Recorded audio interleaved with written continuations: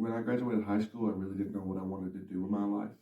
I came up here, talked to Mr. Jody. He showed me the program, the ILT program, the Electronic Industrial Maintenance program.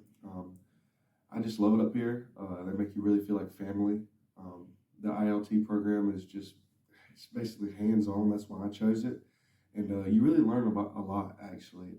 Whether it's wiring up a motor or wiring up a light in the house, anything like that. I just love it up here. I feel like whenever y'all come up here and tour and have a conversation with Mr. Jody and them, it just really opened up your mind on how many opportunities you have in this field.